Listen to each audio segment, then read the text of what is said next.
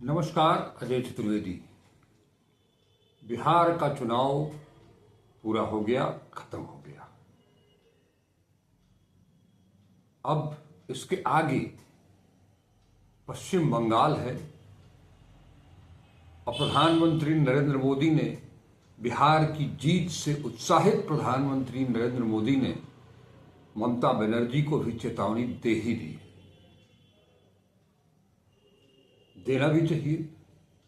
Absolute majority, वो भी जिसकी कोई कल्पना नहीं कर रहा था, उस मेजॉरिटी के साथ एनडीए ने बिहार का सफाया कर दिया, बिहार को लूट लिया।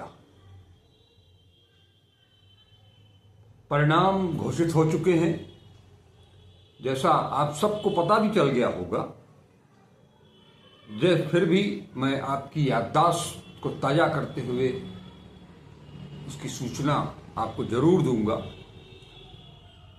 जो परिणाम घोषित हुआ कल देर रात, एनडीए 202 47.2%, महागठबंधन 35 सीट 37.3%, और अन्य में 9 अन्य के हिस्से में 9 सीटें गई हैं 14%। अगर वोटों के लिहाज से बात करें तो एनडीए को 2.31 करोड़ मत मिले, जबकि महागठबंधन को 1.88। अगर पार्टी वाइज दोनों गठबंधनों की बात करें तो भारतीय जनता पार्टी 89 20.02%, जनता दल यूनाइटेड 85 19.25%, चिराग पासवान की लोजपा 19 4.97%, मांझी साहब की हम 5 और उपेंद्र कुशवाहा की आरएलएम को 4 सीटें प्राप्त हुई। अगर हम महागठबंधन की बात करें तो 25 सीटें राजद को 23.0, कांग्रेस महज 6 सीट जीत पाई है 8.71। वीआईपी, वो वीआईपी जिसके नेता Mukesh Sahani deputy chief minister घोषित किया गया था, खाता भी नहीं खुला पार्टी का। लेफ्ट, जिसने पिछले चुनाव में 2020 के चुनाव में काफी अच्छा प्रदर्शन किया था, उसे महज 3 सीटों से संतोष करना पड़ा है, और आईआईपी को 1 सीट मिली है। इन दोनों गठबंधनों के अलग अगर हम एआईएमआईएम, ओवैसी साहब की पार्टी 5 सीट जीत गई है। उन्होंने न कुछ खोया है न कुछ हासिल किया है, 1.85। और जन सुराज पार्टी, प्रशांत किशोर पांडे जी, इनका भी खाता नहीं खुल पाया, जो कि सरकार बनाने का दावा कर रहे थे, खुद मुख्यमंत्री बनने का दावा कर रहे थे। प्रशांत किशोर के फैक्टर को मैंने भी चलते चलते 2-3 दिन पहले उनका नाम लिया था कि उनका कुछ असर होगा, लेकिन 3.3 जो वोट परसेंट उनके कब्जे में आया है, यानी प्रशांत किशोर भी एक तरह से साफ हो चुके हैं। बिहार की जनता ने उनको पूरी तरह से खारिज कर दिया है।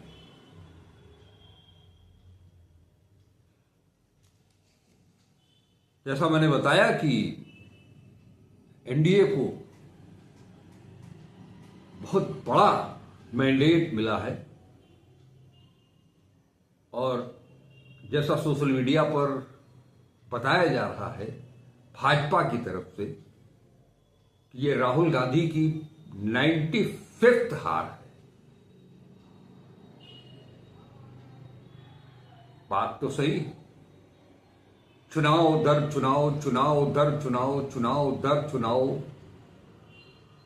लोकसभा चुनाव के पहले की बात करें तो मध्य प्रदेश, राजस्थान, छत्तीसगढ़। लोकसभा चुनाव के बाद की बात करें तो हरियाणा, महाराष्ट्र, दिल्ली और उसके बाद अब बिहार उसी सूची में शामिल हो चुका है। आज राहुल गांधी ने मल्लिकार्जुन खड़गे साहब के घर पर इमरजेंसी मीटिंग की। राहुल गांधी ने एक्स पर पोस्ट भी किया है जिसमें उन्होंने बिहार की जनता के प्रति आभार प्रकट किया है, जिसमें कि जिन्होंने महागठबंधन के प्रति अपना विश्वास जताया है। और फिर से वो एक नई रणनीति के साथ कांग्रेस और इंडिया गठबंधन को लेकर के आगे बढ़ना चाहते हैं। राहुल गांधी ने एक भारत जोड़ो यात्रा की लोकसभा चुनाव के पहले 2024 के। भारत जोड़ो न्याय यात्रा निकाली। इन दोनों यात्राओं का असर लोकसभा चुनाव में दिखाई दिया, जब कांग्रेस खुद शतक के करीब पहुंच गई, एक सीट कम, अब तो वो भी पूरा हो गया है। भारतीय जनता पार्टी जो लगातार उनके लोग 400 पार की बात कर रहे थे, उन्हें 240 तक समेट दिया। और इंडिया गठबंधन ने जो कुछ भी किया उसमें उत्तर प्रदेश और महाराष्ट्र का बहुत बड़ा योगदान था। महाराष्ट्र ठीक लोकसभा चुनाव के बाद 4-5 महीने के बाद जो चुनाव हुआ महाराष्ट्र में, वो भी जैसे आज बिहार की बात की जा रही है, जैसे आज हरियाणा की बात की जा रही है, वैसे ही महाराष्ट्र का चुनाव भी गठबंधन, इंडिया गठबंधन नहीं जीत सका, महाअघाड़ी नहीं जीत सका, बहुत बुरी हार। इसके बाद से महाराष्ट्र चुनाव के बाद से राहुल गांधी ने वोट चोरी को लेकर के काम शुरू किया। अब तक 3 टीपीटी प्रेजेंटेशन उनके हो चुके हैं। उन्होंने बिहार में वोटर अधिकार यात्रा निकाली। लार्ज स्केल पर पूरा बिहार एक तरह से कहिए कि वो उमड़ करके सड़कों पर आया, खासतौर पर यूथ। लेकिन परिणाम उनके हासिल नहीं लगा। बात परिणाम ही की नहीं है, वोट चोरी का आरोप लगाया गया, कहीं वोटों को घटा करके, कहीं वोटों को बढ़ा करके। लेकिन चुनाव आयोग ने उसका कोई जवाब नहीं दिया। जो सवाल राहुल गांधी ने उठाए अपने पीपीटी प्रेजेंटेशन के माध्यम से, उसका कोई जवाब नहीं दिया। बिहार में जब चुनाव आयोग ने एसआईआर की प्रक्रिया शुरू की तो उसको लेकर के तमाम लोग सुप्रीम कोर्ट गए। सुप्रीम कोर्ट में अभी सुनवाई जारी है। चुनाव बिहार का खत्म हो चुका, लेकिन एसआईआर पर सुनवाई अभी जारी है। उस सुनवाई का क्या मतलब है, वो कब पूरी होगी? ये कोई दीवानी का केस तो है नहीं कि पीढ़ी दर पीढ़ी लड़ती रहे मुकदमा। न्यायालय पर टिप्पणी करने का अधिकार हम सबको नहीं है, लेकिन ये सवाल तो पूछा जा सकता है कि एसआईआर जब बिहार में शुरू हुई और जब तमाम विपक्षी दलों की तरफ से उसके खिलाफ सुप्रीम कोर्ट में याचिकाएं दायर की गई, कई बार चुनाव आयोग को सलाह दी गई सुप्रीम कोर्ट की तरफ से, जो 11 दस्तावेज थे उसमें आधार नहीं था, वोटर आईडी नहीं था, राशन कार्ड नहीं था। चुनाव आयोग ने उस पर कोई ध्यान नहीं दिया। एट लास्ट आधार को उस पर जोड़ा गया। बिहार में एसआईआर हुआ, उस पर कोई अभी तक कोर्ट की तरफ से मुहर नहीं लगाई गई है। बावजूद इसके चुनाव आयोग ने पूरे देश भर में एसआईआर कराने का ऐलान कर दिया और बिहार के तत्काल बाद जिन 12 राज्यों में चुनाव होने हैं वहां पर एसआईआर की प्रक्रिया शुरू हो गई। अब फिर जो लास्ट पीपीटी राहुल गांधी ने दिखाया था उसमें कुछ बिहार के लोगों का भी नाम को भी बुला करके उनके माध्यम से ये कहलवाया था कि उनका नाम काट दिया गया है। आप समझ सकते हैं कि वो जिंदा हैं, उसके बावजूद उनका नाम वोटर लिस्ट से काट दिया गया है। एक मतदाता माने एक नागरिक बिहार के, उन्होंने तो यहां तक कहा कि उन्होंने जब पूछा था कि उनका नाम क्यों काटा गया, उन्होंने सारे दस्तावेज जमा किए थे अपेक्षित, तो उसके बाद उनका जवाब ये था कि चुनाव आयोग की तरफ से कहा गया कि आपका नाम दर्ज नहीं किया जा सकता है। सवाल ये उठता है कि महागठबंधन या इंडिया गठबंधन केवल चुनाव में सक्रिय होगा? कोई भी चुनाव होगा उसके महीना भर पहले, 2 महीना पहले बड़े नेता सक्रिय हो जाएंगे, रैलियां करेंगे, रोड शो करेंगे।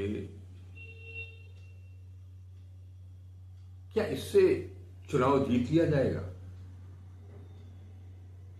बात अगर कांग्रेस की जाए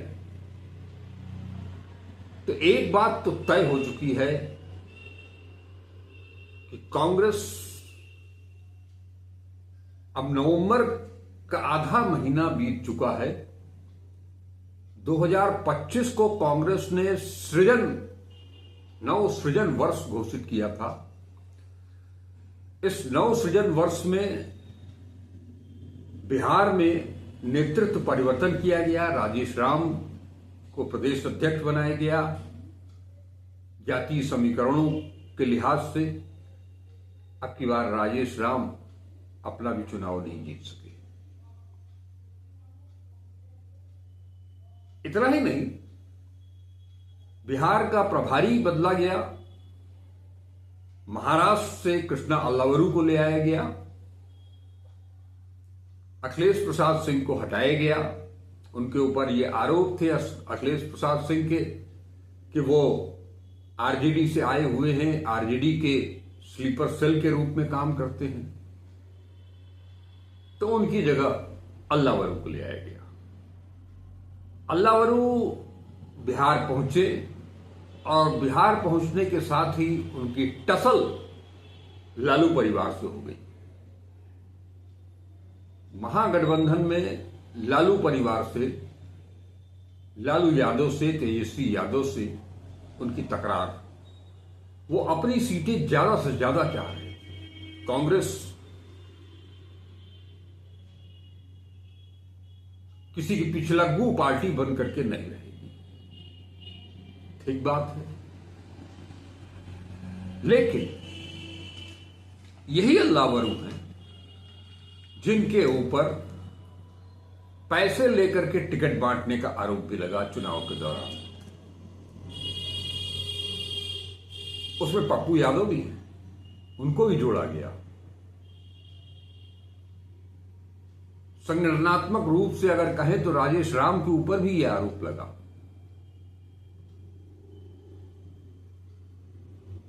मैं आप लोगों से बार बार ये बात कह रहा था कि वोटर अधिकार यात्रा के दौरान जो मोमेंटम कांग्रेस ने खड़ा किया था, उसके बाद से और चुनाव की घोषणा और चुनाव सीट शेयरिंग, प्रत्याशियों का चयन, इन तमाम सारी मामलों में गठबंधन के बीच कोई एका नाम की चीज दिखाई नहीं दी। एक दो रैलियां राहुल गांधी और तेजस्वी यादव ने मिलकर के की, उसके अलावा मैदान में तेजस्वी यादव ही रहे। राहुल गांधी कांग्रेस का स्ट्राइक रेट बढ़ाने के लिए अपना काम कर रहे थे, प्रियंका गांधी भी थी, अखिलेश यादव भी एक दिन गए थे, एक दो दिन वहां रहे, तमाम सारे लोग। तेजस्वी यादव ने घोषणाएं बहुत सारी की, उनकी घोषणाओं पर सवाल भी उठे, लेकिन इन सब सवालों के पीछे अमित शाह और नरेंद्र मोदी और पूरी भाजपा ने तेजस्वी यादव के पिता लालू यादव के कार्यकाल को जंगल राज बताते हुए सबसे ज्यादा हिट किया उस जंगल राज को। इस बार एनडीए ने मुख्यमंत्री का चेहरा भी घोषित नहीं किया, नीतीश कुमार को। और बिहार की राजनीति में ये पहला मौका है, जहां तक मुझे याद आता है, कि बिहार सिंगल लार्जेस्ट पार्टी बनकर के उभरी है 89, और उसको वोट जो मिले हैं 20.08%। ये कम नहीं, 19.25% जनता दल यूनाइटेड को है, जिन्हें की 85 सीटें मिली हैं। दोनों 101 सीटों पर चुनाव लड़े थे, और इस बार तो चिराग पासवान ने भी कमाल कर दिया, 19 सीटें उनको मिल गई, जिनका कुल 4.97 वोट परसेंट। कांग्रेस की बात करें महागठबंधन में, तो पिछली बार 70 सीटों पर चुनाव लड़कर के 19 जीती थे। अब की बार दहाई की संख्या पार करने का भी मौका नहीं मिला। इस सृजन वर्ष में तमाम सारे परिवर्तन करने के बाद भी 8.71% वोट के साथ कांग्रेस कहां खड़ी है, क्यों खड़ी है,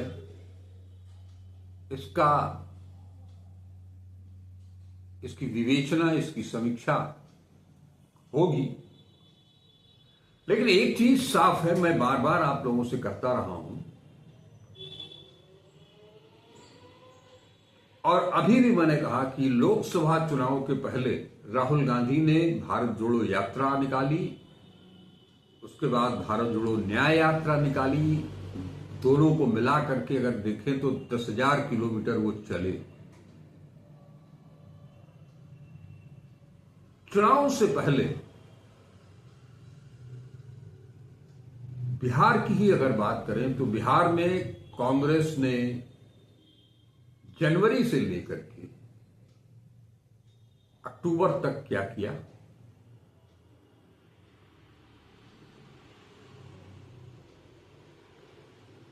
अगर यही बात पूरे देश भर में लागू कर दी जाए तो कांग्रेस चुनाव में, जैसे हम आपको बताया कि चुनाव आया तो उनकी चहलकदमी बढ़ जाती है। उत्तर प्रदेश में एसआईआर शुरू हो चुका है। एक स्टेटमेंट उत्तर प्रदेश कांग्रेस अध्यक्ष की तरफ से एसआईआर को लेकर के मैंने नहीं सुना है। हाँ, एक चीज तो बताना मैं भूल ही गया कि लोकसभा चुनाव के दौरान उत्तर प्रदेश में कांग्रेस के प्रभारी बनाए गए थे अविनाश पांडे। और उत्तर प्रदेश में जब कांग्रेस और समाजवादी पार्टी ने मिलकर के उस इंडिया गठबंधन ने बड़ी जीत हासिल की, तो उसका सेहरा अविनाश पांडे और कांग्रेस अध्यक्ष अजय राय के सर पर मढ़ा। बिहार चुनाव के दौरान अजय राय को स्टार प्रचारक बना करके घोषित किया गया था। कृष्णा अल्लाबरू जो बिहार के प्रभारी बनाए गए थे, उनके ऊपर जब पैसे लेकर के टिकट बांटने का आरोप लगा, तो एक चुनाव प्रभारी के रूप में अविनाश पांडे को बिहार भेज दिया गया। यह माना गया कि अविनाश पांडे ने उत्तर प्रदेश में इंडिया गठबंधन को बड़ी सफलता दिलवाई थी, तो वो बिहार जाएंगे तो बिहार में भी अपना कारनामा दिखाएंगे, तहलका मचाएंगे।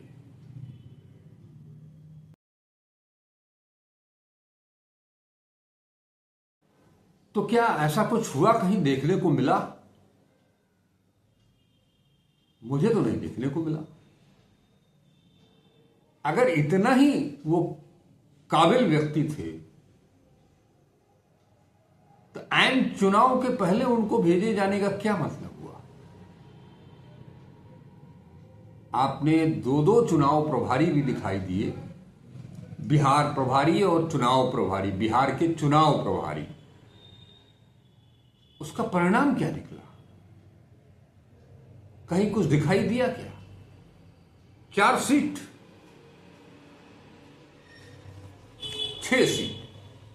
6 सीट और गठबंधन। ऐसा क्यों हुआ? दरअसल ऐसा इसलिए हुआ, जब आप भारतीय जनता पार्टी से चुनाव लड़ रहे हैं, एनडीए से चुनाव लड़ रहे हैं, तो वो सारी, एक चीज अलग है कि उनके पास वो सारी एजेंसियां हैं, चुनाव आयोग भी उनके साथ है, ईडी है, सीबीआई है, इनकम टैक्स है, सब कुछ उनके पास है, जिसके जरिए वो कुछ भी कर सकते हैं, और वो कर रहे हैं, ठीक बात है। लेकिन उसके अलावा भारतीय जनता पार्टी का, जनता दल यूनाइटेड का भी अपना एक संगठन भी है, और वो संगठन निरंतर काम करता रहता है। ठीक है, आपके पास मीडिया नहीं है, सोशल मीडिया है आपके पास, और आज सोशल मीडिया से किस मेन फ्रंट लाइन मीडिया से कोई बहुत पीछे भी नहीं है।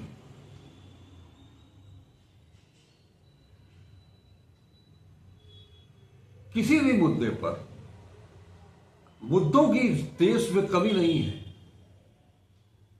अलग अलग राज्यों में भी मुद्दों की कोई कमी नहीं है। बावजूद इसके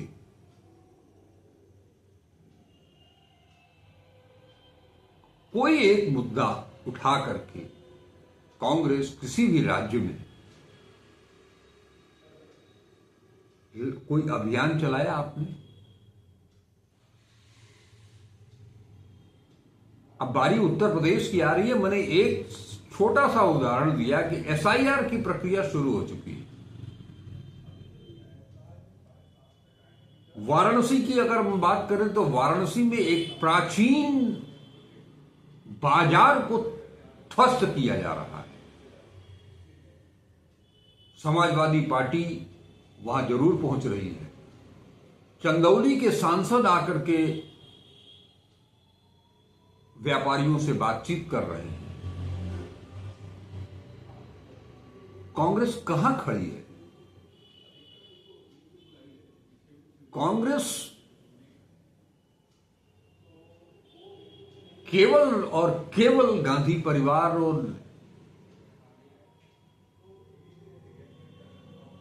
राहुल गांधी, प्रियंका गांधी, सोनिया गांधी, आखिर ये कब तक चलेगा? अब तो कुछ दिन के बाद सत्ता पक्ष यानी कि भारतीय जनता पार्टी और एनडीए की तरफ से ये एक इस चुनावी हार के बाद ये रिकॉर्ड आंकड़ा निकाल करके दिया ना कि 95 हार हो चुकी राहुल गांधी की।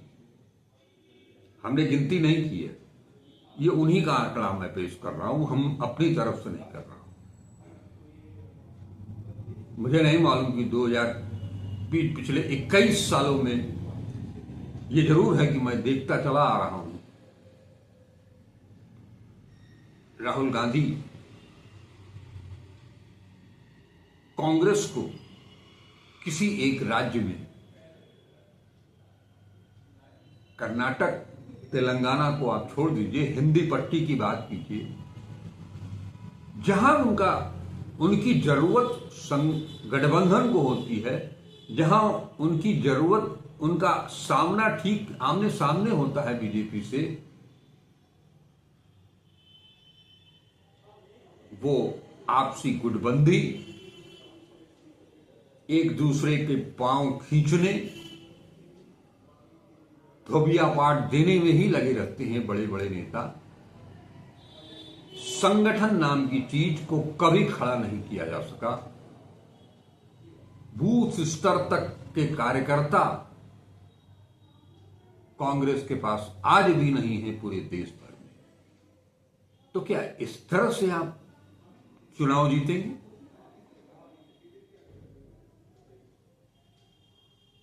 ये साल निकल गया, 1.5 महीने बचे हैं। अब आपको पश्चिम बंगाल में भी चुनाव लड़ना है, आसाम में भी चुनाव लड़ना है, गुजरात में भी चुनाव लड़ना है, उत्तर प्रदेश भी है। स्लीपर सेल को निकालने की बात करते हैं राहुल गांधी। रेस का घोड़ा, शादी का घोड़ा, लंगड़ा घोड़ा, तमाम सारी चीजें, घोड़ों की एक फहरिस्त बनाते चले जाते हैं। उससे क्या फर्क पड़ता है?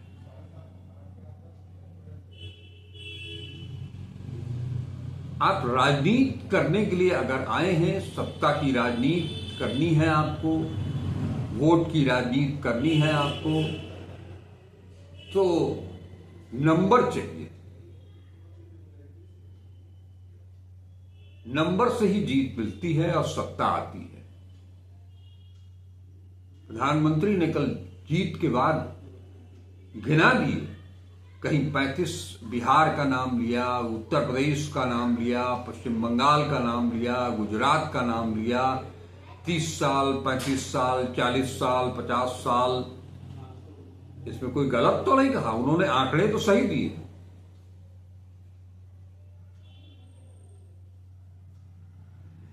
आखिर केवल सोशल मीडिया के माध्यम से चुनाव तो नहीं जीते जा सकते, और केवल हवाई फायर करने से पार्टी को स्लीपर सेल से मुक्त भी नहीं किया जा सकता।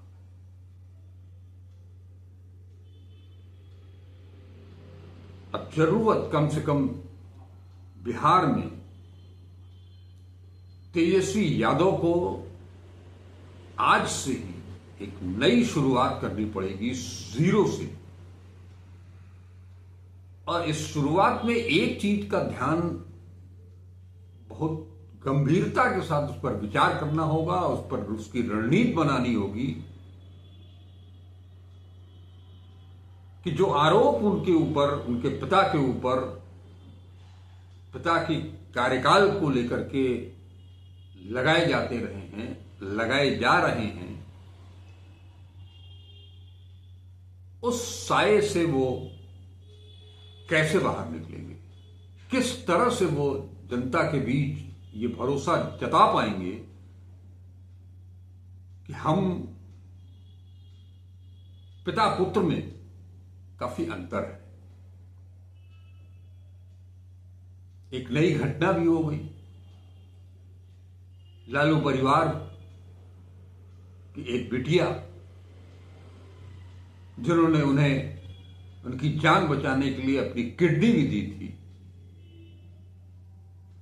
उन्होंने राजनीति से संन्यास लेने की घोषणा कर दी। एक बेटा पहले ही परिवार से अलग किया जा चुका है। अब परिवार में भी इस राजनीति ने तोड़फोड़ मचानी शुरू कर दी और वो स्लीपर सेल जिससे कांग्रेस लवरेज है, आरजेडी भी में भी भाजपा के लोगों की कोई कमी नहीं है। इन सब चीजों को लेकर के कब ये विचार होगा, कब ये दूसरी तरह की लड़ाई शुरू होगी, या यूं ही बस चुनाव दर चुनाव लड़ते रहेंगे, हारते रहेंगे, ये सिलसिला आखिर कब थमेगा। बकौल प्रधानमंत्री नरेंद्र मोदी कांग्रेस क्या हार का शतक लगा करके ही मानेगी?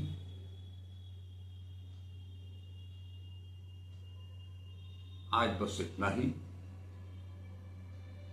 फिर मिलेंगे किसी नए मुद्दे के साथ। तब तक के लिए आज्ञा दें। वीडियो अगर पसंद आया हो तो उसे लाइक करें, ज्यादा से ज्यादा शेयर करें, अपने विचारों से हमें अवगत करावें और चैनल को अगर अब तक सब्सक्राइब नहीं किया है तो उसे सब्सक्राइब भी करें। नमस्कार, अजय चतुर्वेदी।